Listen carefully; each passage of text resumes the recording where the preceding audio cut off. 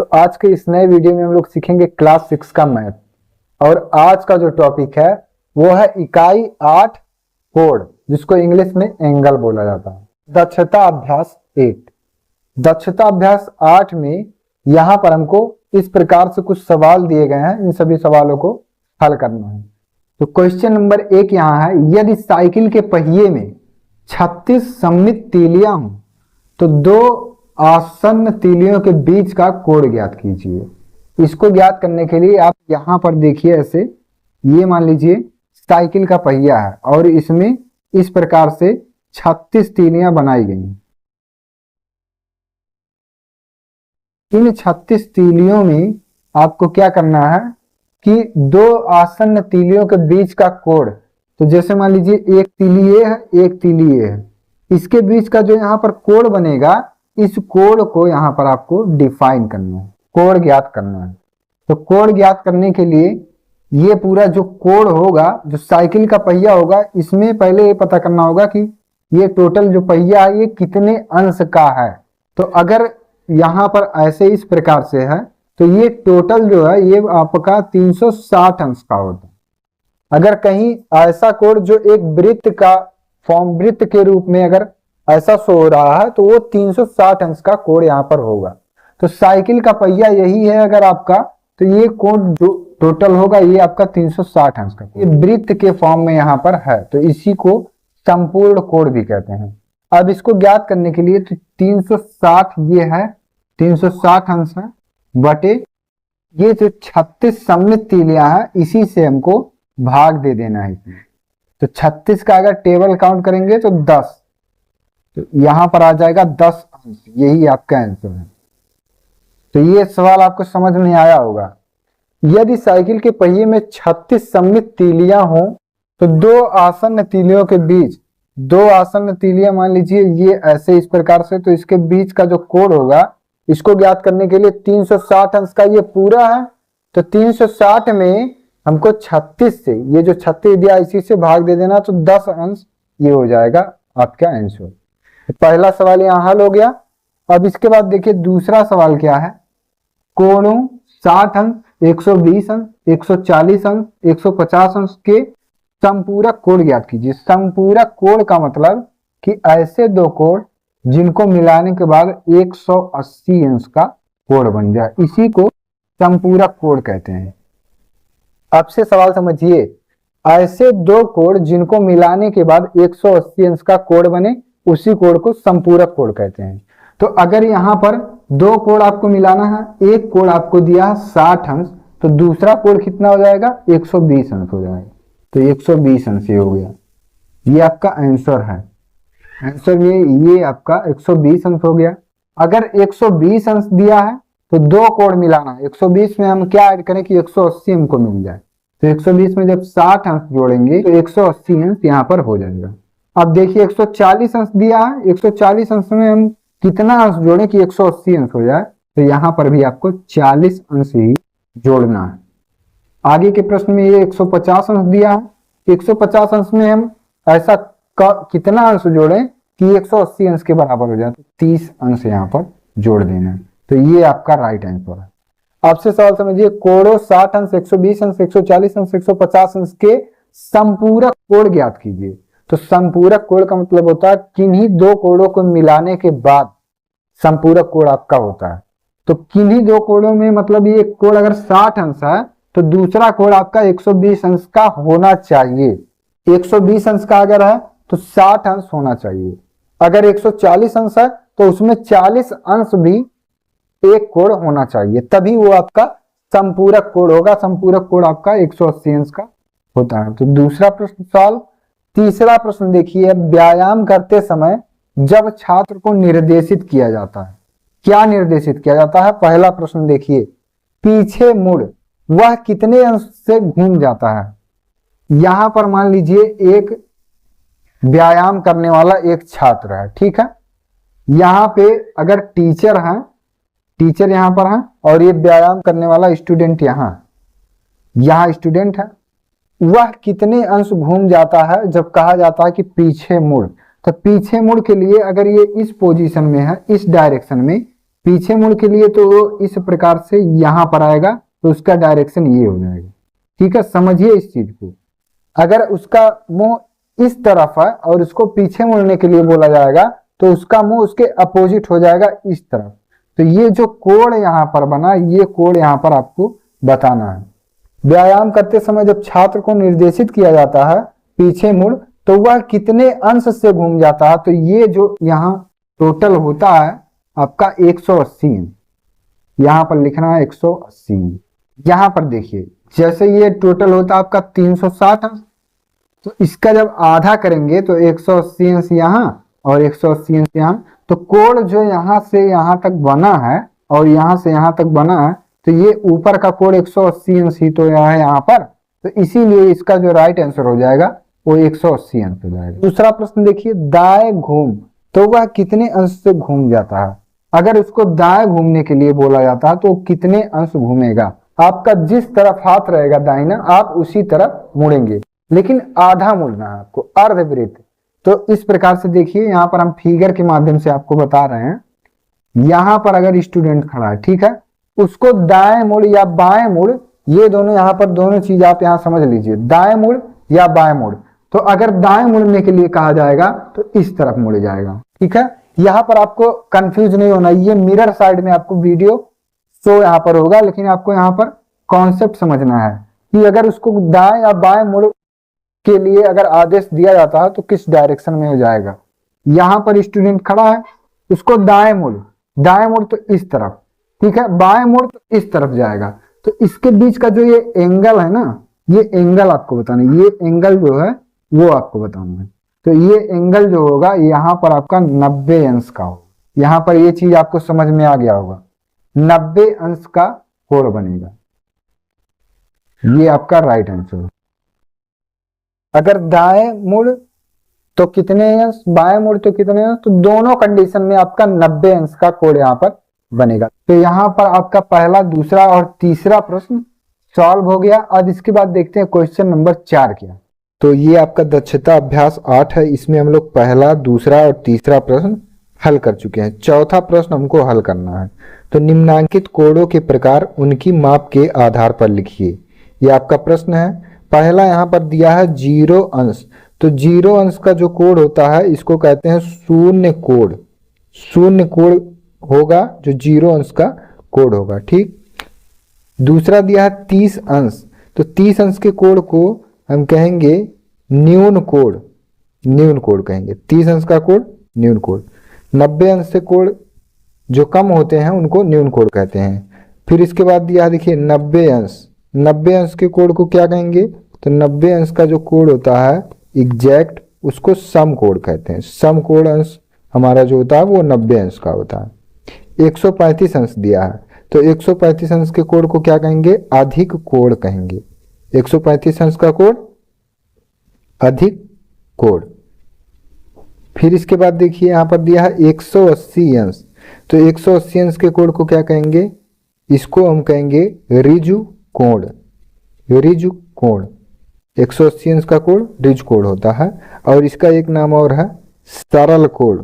सरल कोण क्यों, क्योंकि एक लाइन पर ये कोण बन सकता है। जैसे ये लाइन है तो इस पर 180 अंश का कोण ऐसे बनेगा। ठीक, तो ये 180 अंश का है, इसीलिए इसको सरल कोण भी कहते हैं, ऋजु कोण भी कहते हैं। फिर दिया 225 अंश। 225 अंश के कोण को क्या कहेंगे, बृहद कोण। बृहद कोण, बृहद कोण 225 अंश। अब इसके बाद देखिए 360 अंश, तो 360 अंश के कोण को क्या कहेंगे, इसको कहेंगे संपूर्ण कोण। संपूर्ण कोण जो होता है इसको 360 अंश से जानते हैं। देखिए ऐसे संपूर्ण कोण का मतलब ऐसे एक वृत्त के फॉर्म में होगा और इसका जो कोण होगा वो आपका 360 अंश का होगा। तो इसी प्रकार से ये क्वेश्चन नंबर 4 जो था ये मिस हो गया था, इसको इस प्रकार से वीडियो के माध्यम से यहाँ पर बताना पड़ रहा है। तो ये सभी आपको प्रश्न समझ में आ गए होंगे कि 0 अंश का कोण जो होता है वो शून्य कोण, 30 अंश जो 90 अंश से कम है उसको न्यून कोण, 90 अंश का एग्जैक्ट कोण है वो सम कोण है, 135 अंश अधिक कोण, 180 अंश ऋजु कोण भी कहेंगे और सरल कोण भी कहेंगे। सरल कोण क्योंकि एक लाइन पर ये कोण बन जाएगा। 225 अंश के कोण को बृहद कोण कहेंगे और 360 अंश के कोण को संपूर्ण कोण। ये ऐसे एक वृत्त के फॉर्म में बन जाएगा इसका जो कोण है 360 अंश का। तो इसी प्रकार से क्वेश्चन नंबर 4 आपका सॉल्व हो गया। अब इसके बाद वीडियोज में हम देखेंगे क्वेश्चन नंबर 5 क्या है। क्वेश्चन नंबर 4 तक कंप्लीट हो गया है। 5वां प्रश्न यहाँ दिया है, निम्नांकित का उत्तर लिखिए। पहला प्रश्न, न्यून कोण का कोटिपूरक कोण कौन सा कोण होता है? तो न्यून कोण जो होता है वो 90 अंश से कम होता है, 90 से कम होता है। कोटिपूरक कोण क्या होता है? जब दो कोण आपस में मिलकर 90 अंश हो जाए। जैसे अगर कोण है तो दो कोण मिलकर जब 90 अंश होते हैं, ये मान लीजिए अगर आपका 40 अंश रहेगा तो ये वाला कोण आपका 50 अंश रहेगा। ठीक है, तो इन दोनों को जब मिलाएंगे तो ये समकोण हो जाएगा। तो जब दो कोण मिलकर 90 अंश होते हैं तो उसी को कोटिपूरक कोण कहते हैं। तो प्रश्न क्या है कि न्यून कोण का कोटिपूरक कोण कौन सा कोण होगा? न्यून कोण यही है, न्यून कोण मान लीजिए ये है, ठीक, ये न्यून कोण है, 90 अंश से कम है। तो इसका कोटिपूरक कोण क्या होगा? कोटिपूरक का कोण का मतलब इतना जो कोण होगा ये कौन सा कोण होगा? तो ये भी न्यून कोण ही हो जाएगा। न्यून कोण, न्यून कोण क्यों हो जाएगा? क्योंकि ये भी तो 90 अंश से कम ही होना चाहिए, तभी तो ये दोनों मिलाकर 90 अंश होंगे यहाँ पर। तो समझ लीजिए इस चीज को, न्यून कोण का कोटिपूरक कोण क्या होगा? तो न्यून कोण ही होगा। दूसरा प्रश्न यहाँ देखिए, न्यून कोण का संपूरक कोण क्या होगा? तो न्यून कोण जो होता है 90 से कम, 90 से कम के कोण को न्यून कोण कहेंगे। संपूरक कोण का क्या अर्थ होता है यहाँ पर?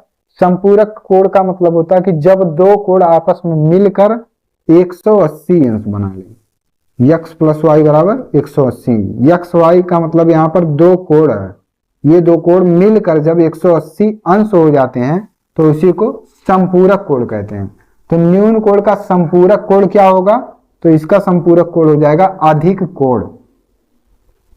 अधिक कोण, अधिक कोण क्यों होगा? क्योंकि ये 90 अंश से ज्यादा होगा, एक कोण इसमें कोई 90 अंश से ज्यादा होगा। अगर ये कोण 100 अंश का है तो ये कोण कितना हो जाएगा? 80 अंश, तो मिलाकर ये हो जाएगा 180 अंश। ठीक है, तो इसका जो संपूरक कोण होगा वो कितना हो जाएगा? अधिक कोण हो जाएगा ये। तीसरा प्रश्न देखिए, एक समकोण का संपूरक कोण कितना होगा? एक समकोण, समकोण हमेशा आपका 90 अंश का ऐसे होता है, 90 अंश का ये समकोण होता है। तो प्रश्न में क्या है कि एक समकोण का संपूरक कोण क्या होगा? संपूरक कोण का मतलब कि जब दो कोण मिलकर 180 अंश हो जाए तो इसको संपूरक कोण कहते हैं। तो यहां पर हो जाएगा समकोण, समकोण हो जाएगा।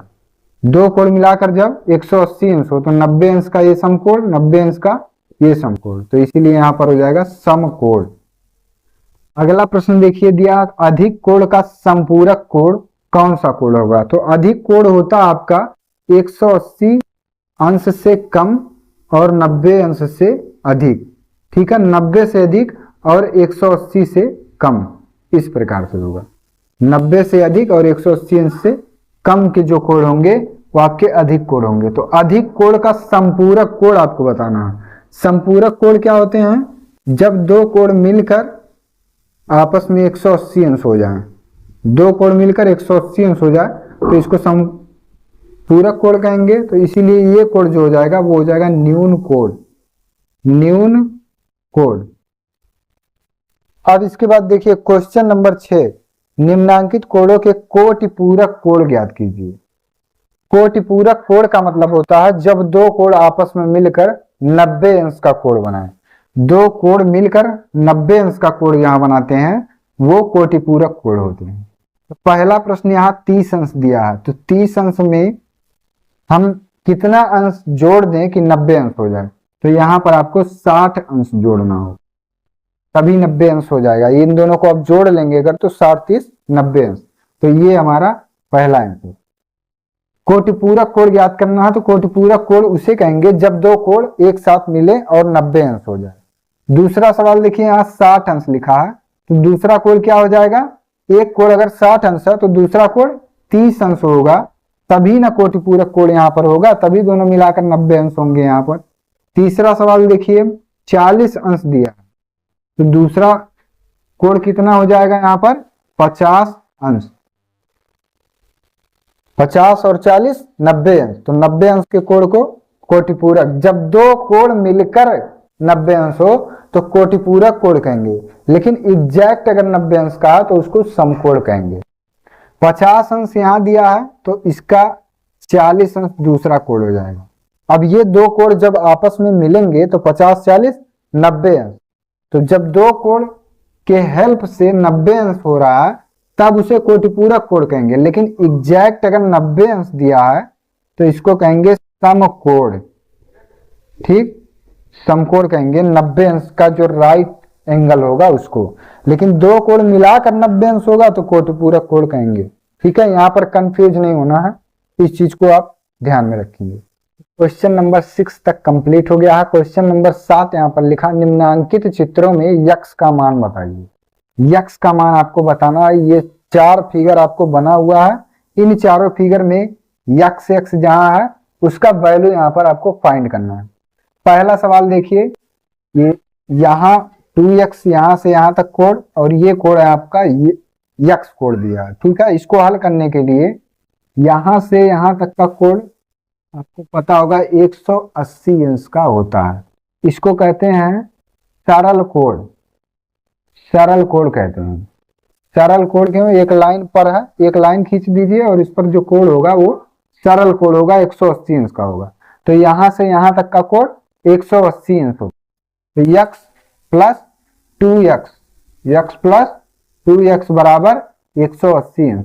जब इन दोनों कोणों को एक साथ जोड़ेंगे तो यक्स और 2x, इन दोनों को प्लस करेंगे बराबर 180 अंश का ये टोटल कोण है। तो अब इसको हल करिए, 3x बराबर 180 अंश। तो x बराबर निकालना तो 180 अंश बटे ये 3 जो है ये डिवाइडेशन में हो जाएगा। तो 3 एकम 3, 3 छक 18, 60 अंश यहाँ आ गया आपका पहला आंसर। ठीक है, तो ये बात आपको आ गया होगा यहाँ पर समझ में। दूसरा सवाल देखिए, यहाँ ये दूसरा सवाल है। यहाँ पर x का आपको वैल्यू फाइंड करना है। यहां से लेकर यहां तक के जो कोण है ये बीच का टोटल कोण यहां आपका 90 अंश का होता है, इसी को समकोण कहते हैं। तो इसमें एक कोण आपका दिया है 30 अंश, दूसरा कोण पूछा गया है 30 अंश प्लस यक्स बराबर 90 अंश। ध्यान से देखिए, ये 30 अंश पहले इतना और ये प्लस यक्स अंश, इन दोनों मिलाकर कितना होगा यहाँ 90 अंश का कोण होगा। तो यक्स का वैल्यू निकालना है तो 90 अंश, यक्स बराबर 90 अंश, और ये जो 30 इधर है ये इधर माइनस चिन्ह के साथ, तो यक्स का मान यहाँ पर आ जाएगा 60 अंश। ये आपका आंसर दूसरा आ गया होगा समझ में।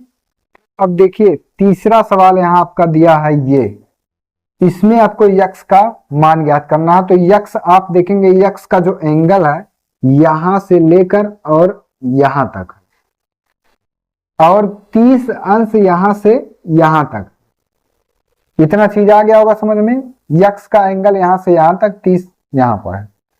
इसको ज्ञात करने के लिए तीसरा का जो सॉल्यूशन होगा यक्स माइनस 30 अंश।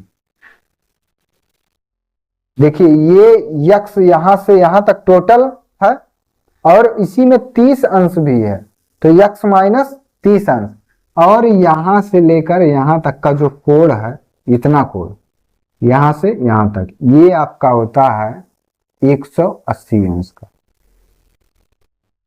अब से समझिए, यक्स कोण यहां से यहां तक था तो यक्स माइनस 30 अंश, यहां से यहां तक था तो माइनस इसमें से घटा देना है, और यहां से यहां तक का कोण जो होता है वो आपको 180 अंश होता है। अब देखिए यहां पर इसको हल करिए तो यक्स बराबर 180 अंश और माइनस इधर था तो इधर आएगा प्लस 30 अंश। तो 180 में 30 जोड़िए तो ये हो जाएगा 210 अंश। ठीक, ये आपका आंसर है। चौथा सवाल आपका ये है। चौथा सवाल हल करिए, यहां पर देखिए चौथा सवाल हल करने के लिए यक्स का वैल्यू आपको निकालना है। यहां से यहां तक का कोण, ध्यान से देखिए, यहां से यहां तक का कोण 180 अंश है, तो इसको ऐसे लिखेंगे 180 अंश बराबर x प्लस 150 x प्लस 150 अंश मिलकर ही तो 180 अंश यहाँ बनेगा। x अंश प्लस 150 अंश ये मिलकर तो 180 अंश बनेगा।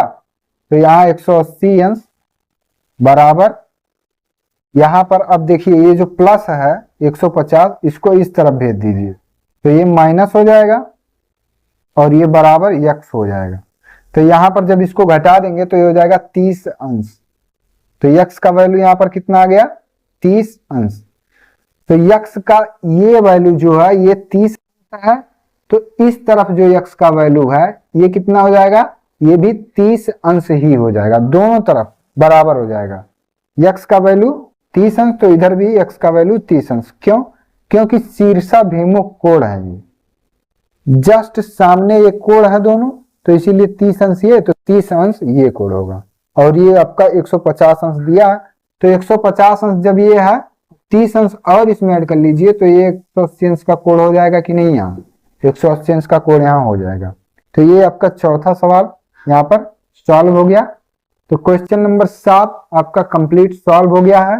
अब इसके बाद हम लोग सॉल्व करेंगे क्वेश्चन नंबर 8। क्वेश्चन नंबर 7 तक कंप्लीट हो गया। 8वां सवाल देखिए, एक संपूर्ण कोण को 60 अंश के कितने अपवर्त्यों में विभक्त कर सकते हैं? इसका सत्यापन पटरी और प्रकार की सहायता से कीजिए।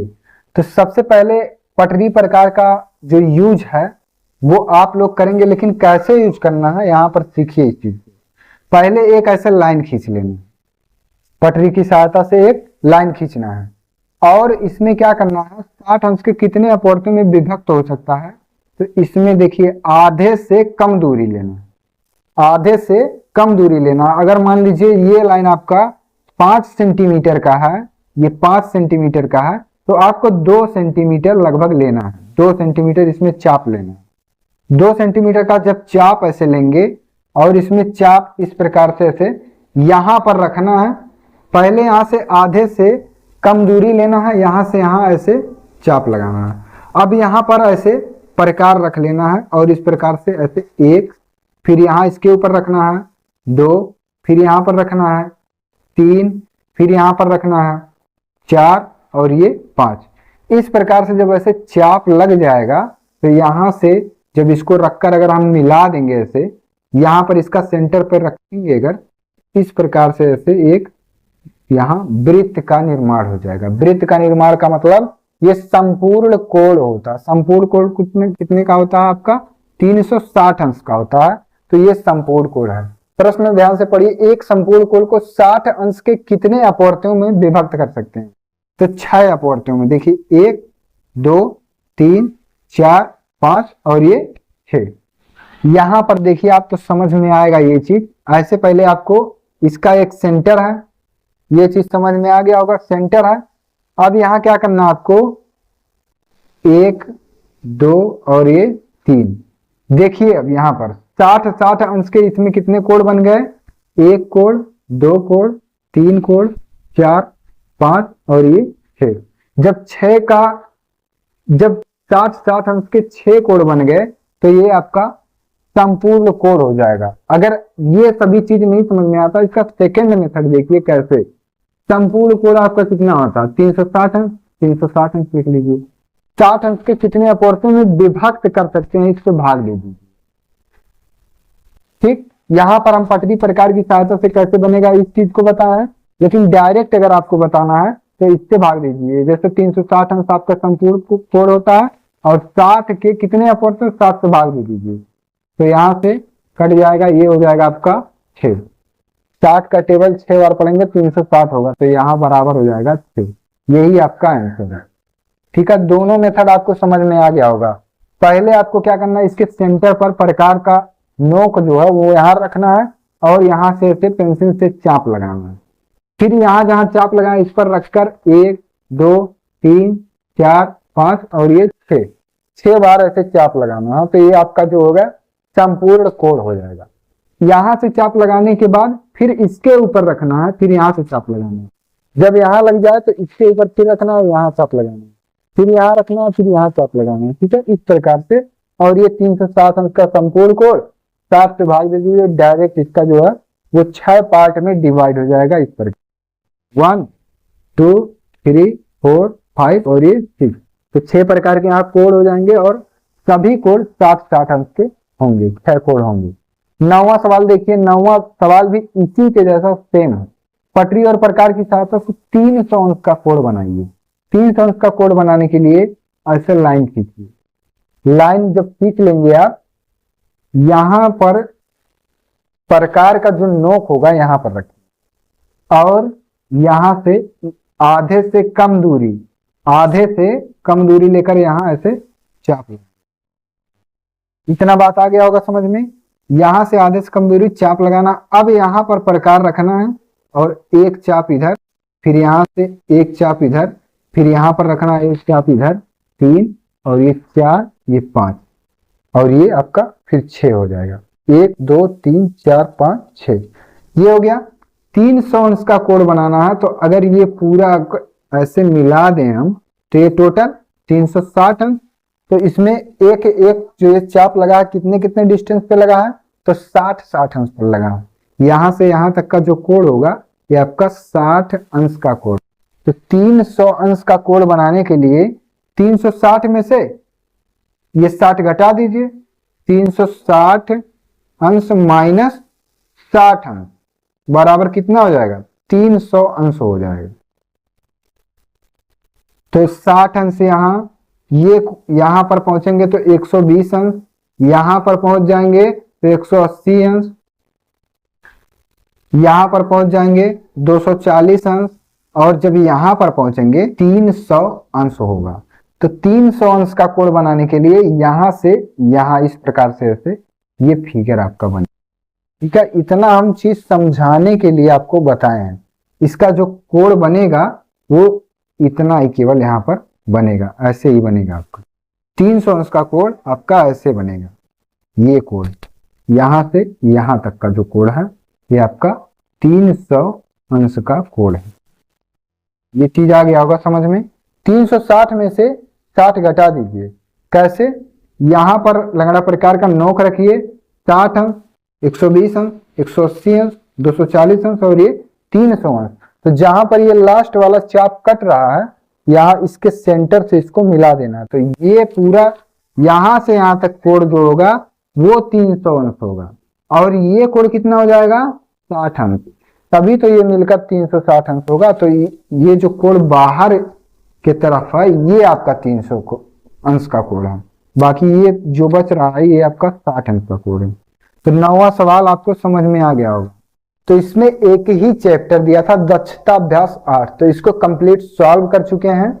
और अगर आप हमारे चैनल पर नए हैं तो चैनल को सब्सक्राइब जरूर कर लीजिए, क्योंकि यहाँ पर आपको क्लास 6 का math full and complete solution मिलेगा। तो वीडियो पर एक लाइक जरूर करें।